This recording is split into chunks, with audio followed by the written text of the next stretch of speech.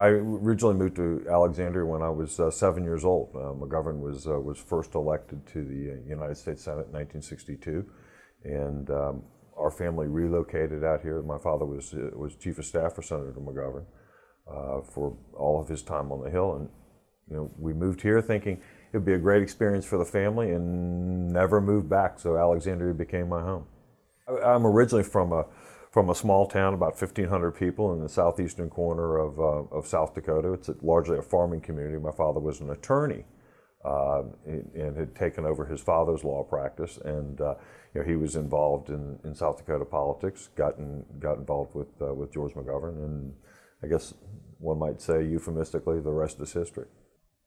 First grade. I mean, that was our first experience. Was in the middle of the year, going from a small town to a new city and a new neighborhood school. And my first experience was as a first grader at Douglas MacArthur Elementary School, just down the street from our home. I think when you're 7 years old, your world environment is probably pretty small, and so it was new neighborhood, and quite frankly, there were only two other families on the street when we moved in, so it was a relatively small environment, and the elementary school was a couple blocks down the road, and so that was our new playground, if you will. Actually, my involvement in the community goes way back. I came from a politically active family, and so and so much of what we are as adults, really started when we were children, and so, we took after our parents, and my brothers and sisters and I were always politically active, and that was something that we did as youngsters in high school. We volunteered on political campaigns, both locally and actually back in South Dakota, and that was I think the underpinnings of our community involvement. When we graduated from college, we came back here, established our residence and started our families and got involved in the community. I think first as members of the local Democratic Party, and then that branched out into service on nonprofit boards and city commissions, and ultimately, running for public office. My father, graduated from Notre Dame and then University of Michigan Law School, but he instilled in us the value of going back to your roots and serving your community. He, probably could have gone on to a big law firm in Chicago or something like that, but he chose to go back to Elk Point, South Dakota, and provide legal services to the community in which he grew up. And so I think it was important for us to always sort of recall our roots, where we came from, and the values that were instilled in us to serve our community, whether it's through volunteer activities, whether it's through service on boards or commissions involving nonprofits, or whether it's political service. My initial involvement was with the Community Services Board, the United Way here in Alexandria, and that branched out into other nonprofits. I currently serve on I think 5 different boards in Alexandria. But I think it's important to realize that political service is an honorable calling. I think in today's environment in particular, political candidates and elected officials are not held in very high esteem. But the real important aspects of their work is the creation of public policy. And I think maybe they're failing in that is one of the reasons why maybe they get criticized the way they do. But I've always wanted to be involved because I wanted to engage in the creation of public policy, and I've always valued sort of the local involvement, because one of the things that I think sets us apart locally is that we immediately see the fruits of our labor. If we come together and decide to build a new library or build a new school, it's something tangible. It's something that we can see each and every day. Not just the physical building, but the services that are provided there, whether it's to elementary school children at Samuel Tucker. I was the mayor when Samuel Tucker, the first elementary school in 35 years, was constructed, or the Beatley Library, which was constructed out on the West End. That is just sort of a wonderful facility, and you see it serving everyday Alexandrians every day, and that I think is especially rewarding for local elected officials. Alexandria is sort of unique in the Washington region. You know, we're a relatively compact city. We're 16 square miles and about 150,000 residents, 150,000 citizens. But we're also part of this mega metropolis called Washington, and certainly overshadowed by Fairfax County because of its sheer size and magnitude. But I like to describe Alexandria as sort of a unique community. It's a community that's big enough to solve its own problems, but not so big that we lose that sense of community, that sense of identity that is so oftentimes lost in a big metropolitan area. One of the things that you know, in my travels, either throughout the state and sometimes even throughout the nation, you know, you say, "Gosh, I'm from Alexandria," and they say, "But you know, I've been to Alexandria. It's a really nice place. I mean, you know, what a wonderful place to live. You know, you're close to the water, and you've got the historic section of Old Town. You're close to Washington. You've got a lot of things going for you. So it's great to be recognized as a wonderful community, but again, a community that hasn't lost its sense of identity. And you know, in these days of the 24/7 news cycle, it's oftentimes really easy for us to lose that sense of community, that sense of identity. But that hasn't happened in Alexandria, and I think that's a tremendous community benefit.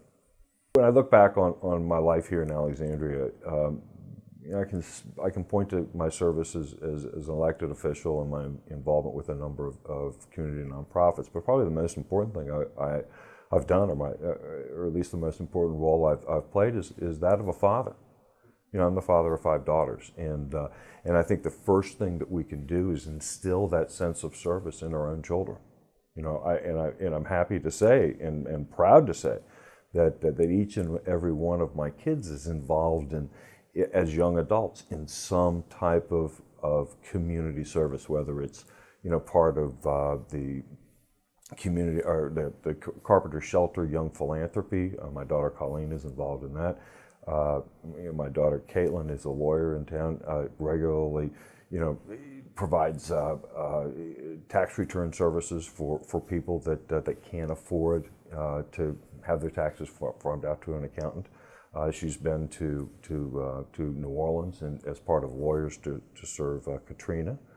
My daughter Kristen, whose oldest son is a brain cancer survivor. She's a spokesperson for Children's National Medical Center and a spokesperson for the Child Brain Tumor Foundation. You know, trying to raise money, but also more importantly, raise awareness about you know, the tremendous need to help find a cure for cancer, particularly affecting young children. You know, my daughter Kelsey, you know, she's an accountant, but she just finished a weekend providing you know, tax accounting services for low-income folks. I don't want to leave anybody out. You know, Kerry is a coach at T.C. Williams and handles a running club at the school where she's a teacher. So Kristen, Caitlin, Colleen, Kara, Kelsey, they're all involved in community activities. So that's the first thing. I think, you know, we instill that in our children, number one. Number two, I think it's important for elected officials, community leaders, to set a good example. You know, you do that through the self-sacrifice of community service, but you're constantly being that example for others in the community. You know, sooner or later, and it's sort of unique. You know, we're sitting here talking about living legends, and so many people have been recognized by that organization. But so oftentimes they are sort of the standard of community service and self-sacrifice, and it's important for us to pass that on to the next generation. And that's one of the reasons why this organization is so important, because, you know, it recognizes people while they're here. And it recognizes them for their involvement, for their contributions to the community, and that in and of itself is a way to impart to the next generation the sense of community service and the value it brings to our city we call Alexandria. In many respects, I think my time in public office has been at least recognized as somebody who was important for the economic viability, the economic development of the city, the underpinnings of providing a good revenue base so that we can provide the services our citizens expect and deserve. And that's fine, but I'd like to be remembered for a lot more. And one of the things that was, unique, it was a challenge, was at one point we had a large apartment complex that had a number of, and when I say a number, it was about 400 subsidized units, largely serving senior citizens out in the city's West End. And the subsidy and the obligation to provide that subsidy was running out. And we faced the real prospect of having 400 households either turned away from housing or having their housing costs increase dramatically, well beyond their means. And we banded together. When I say we, the city department, city housing department, city manager, and I got together and recognized this problem and worked with the owner of the property to apply and get approved for a new federal subsidy called the markup to market program, which at that time was being operated by HUD. Developer didn't have to do that. They recognized the value.